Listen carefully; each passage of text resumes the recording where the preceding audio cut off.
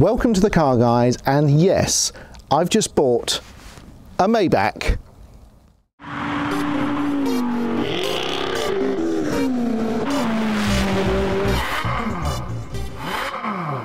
Now, why on earth have I lost my senses and bought a crazy car like this? Well, I thought this would be the perfect opportunity to tell you why I bought a Mercedes S600 Maybach. If you're like me, you'll associate this car with Peter Jones and Theo Paphitis from Dragon's Den.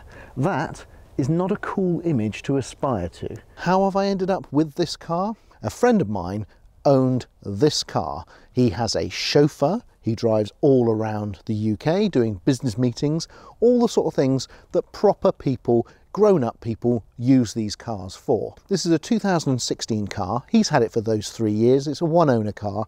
But he's decided to have a change, and he therefore offered it to me at a ridiculously knockdown price. Now, bear in mind that this car was over £200,000 new. The price that I got it for was significantly less than that. So it was a real bargain. And when you see a bargain that's got a V12 badge on it, in my book, you snap it up. This car is nearly 5.5 meters long. It is 20 centimeters longer than the longest S-Class. That should make threading it in and out of tight car parks and car parking spaces a real doddle.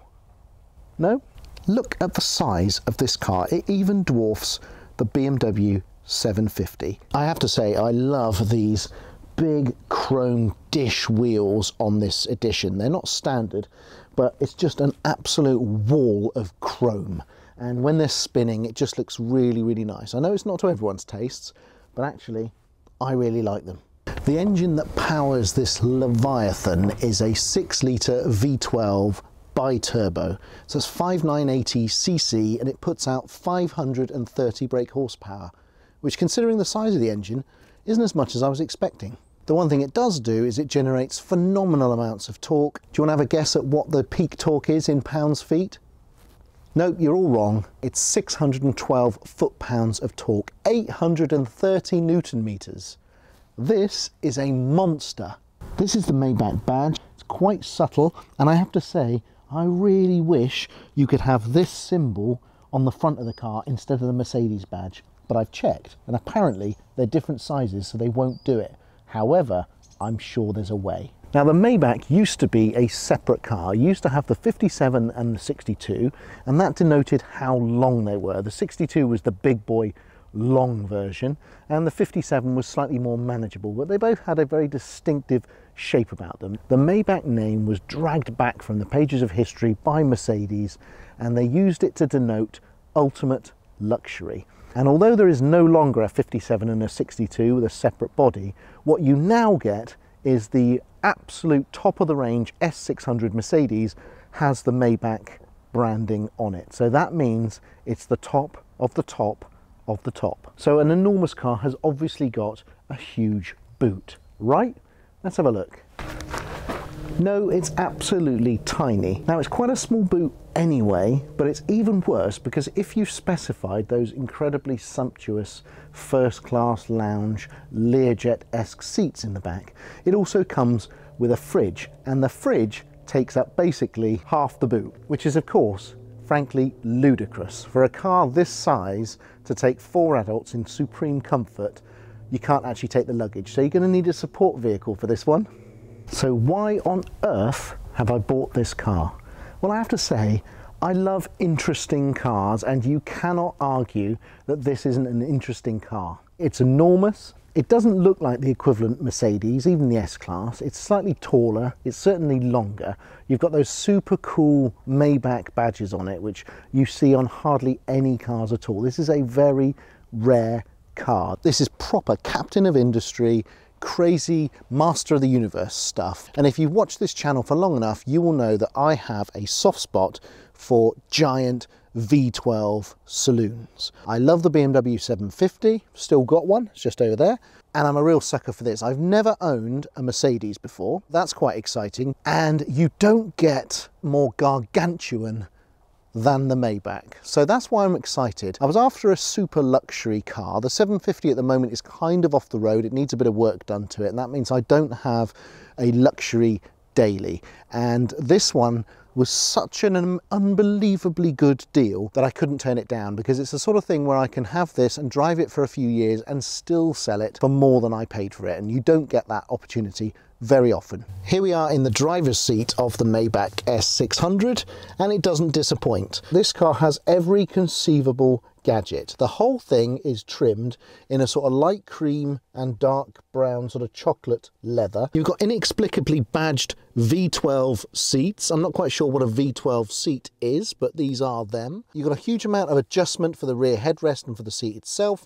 They're heated and cooled, obviously. You've got a big old screen in the middle of the car, which is incredibly clear and where you can access all of the car's features. You also got this Mercedes system here for controlling all the menus and selecting everything you need. You've got the touchpad here, which I don't think anyone in the world ever uses. And you've got buttons to control all the main functions. So for example, you can go straight to the massage seats. There we go. Or you can go straight to navigation, or to radio, or to media, where you'll get, for example, the Italian history, maybe. There you go. You get the Scottish Watches podcast comes up immediately. Under here, you've got another little secret pocket. So inside there, we've got more cup holders, heating and ventilation controls here, IWC clock, lovely vents, although, should be pointed out, we did this on the Bentley. This, folks, plastic. You obviously got the stop start, which you can turn off straight away.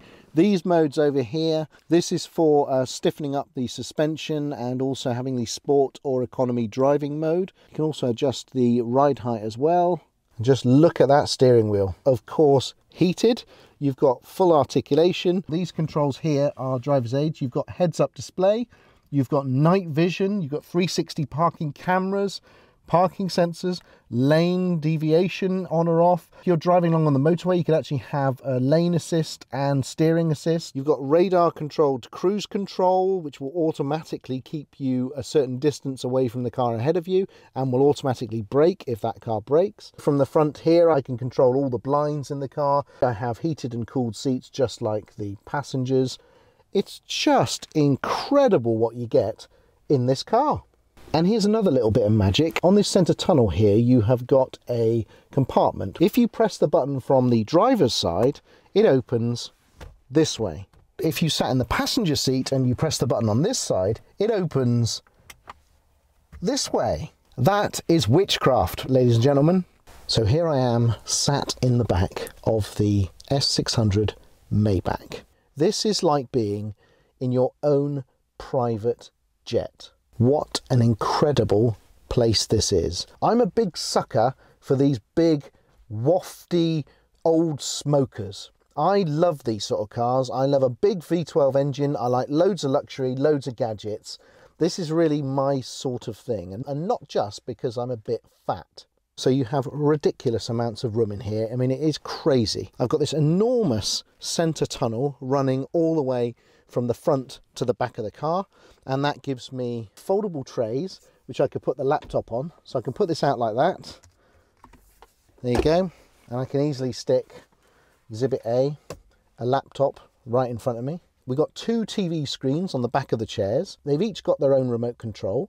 You can watch different programs on each one, so you don't have to watch the same thing. You can obviously watch things that you've stored on the hard drive or from DVD or from terrestrial television. Sat back here, I've got a fully reclinable seat, just like you get in business or first class. You've got the world's most incredibly luxurious comfy pillows going on back here. This is so soft. Burmeister high-end stereo system, which has got something like 27 speakers in the car, and they're really cool because when you turn it on, these sort of tweeter things, they actually revolve and come out of the car to give you better sound. You've got an enormous big speakery bass bin thing up here, but it's metal.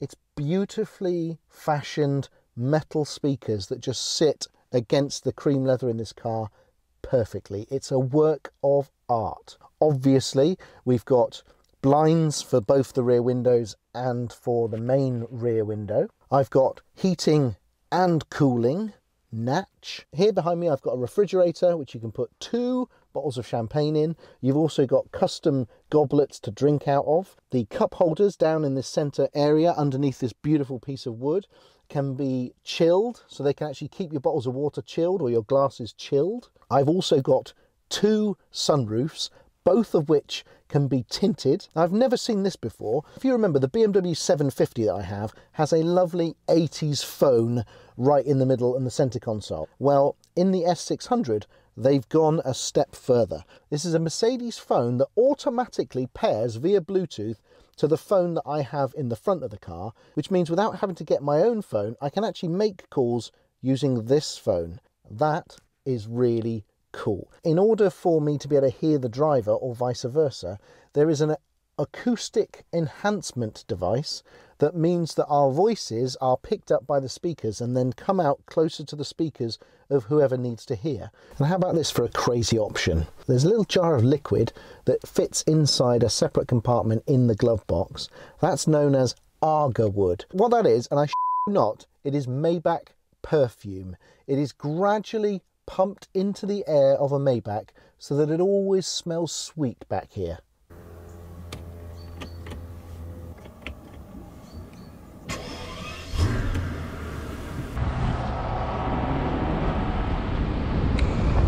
So here we are out on the road in a Maybach. I know, can you believe it?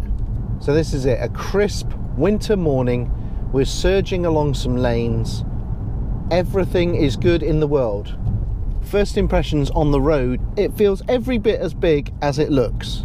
I'm pretty sure when you turn hard on a corner, you can feel the entire thing flexing like a bendy bus. It's the same feeling you get when you're in a tube train or metro and it goes around a corner and you can kind of see the carriages turn before you then feel the sensation. In super comfort mode, it's quite wallowy when you get to sort of rough roads like this, but you can also stiffen up the suspension if you want and make it a bit more of a sporty ride. I'm looking out across a vast piece of sheet metal with a Mercedes badge all the way in the distance. You can barely see it. This car comes with a heads-up display, so that's right in front of me right now, and it shows our direction of travel, the road we're on, the speed and the speed limit, which is useful in a car that's so quiet because it's very, very easy to exceed the speed limit in a car where you cannot hear the engine at all.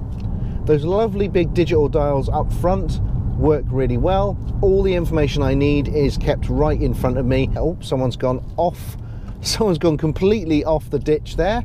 It also comes with so many driver's aids that you shouldn't really get into trouble. For example, I was driving this at night and I came across 2 people standing in the middle of the road, and the night vision well ahead of that obstruction flashed up on the dashboard. It picked out the people perfectly and it actually put little red boxes around their heads to show you and highlight you that there's something in the way. Safety devices like that are really helpful for big old fast moving cars like this. Got a lot of other safety devices, so it will auto brake. It's got radar guided cruise control. It's got lots of close proximity warnings which go off all the time. So when you're near to curbs, when you're near to other vehicles, you will get lots and lots of beeps and sirens coming from this car. But I'd rather have that than a chipped alloy, for example. And on a day like this, winter sun, the interior, the light interior of this car works really well. It really does lighten it up. The sunroof, there's a lot of light in here, a lot of glass. Visibility is really, really good. I also have the heated seat set just so, and the heated steering wheel. When you put the heated seats on in this car, it actually heats up the center console and the sides of the doors as well. So wherever you lay your hands whilst you're driving, they get warmed up every bit as much as the seat. They've thought of everything, haven't they? But you have to remember that you are driving something much, much longer than normal. So when you pull out a junction like this, the back of my car is still in the junction. Fortunately, with a 6-litre V12 engine, it's pretty nippy. It can pick up its skirts and it can move. Yeah, when you put your foot down, you plant your foot on this big old heavy accelerator, it really shifts. you get a call to the engine room and they deliver maximum power, and you've got to be careful because there's an awful lot of torque which can easily overwhelm those rear tyres. But as we sweep round these bends, it's a majestic ocean liner of a thing, this Maybach. There's something so satisfying about having the absolute range-topping vehicle in a manufacturer's lineup. It doesn't get better than this for Mercedes. We've got the biggest engine, we've got the longest wheelbase, and we have the most luxury and the most gadgets. I would say that the IWC clock in this car is a particular sign of luxury, but actually you get those in pretty much all Mercedes these days. The reaction from other road users is generally one of slack-jawed awe. They can't quite work out what the hell this thing is. They know it's huge, they know it's coming to them at great speed, but it's not really anything they've seen before. So really, this has been a deeply satisfying first drive of the Maybach. I hope you were surprised and delighted at this new acquisition, whilst also probably being a bit perplexed. But you'll be seeing more of this car on the Car Guys channel in the future. So now I think it's time to head back to the Car Guys HQ for a final summing up.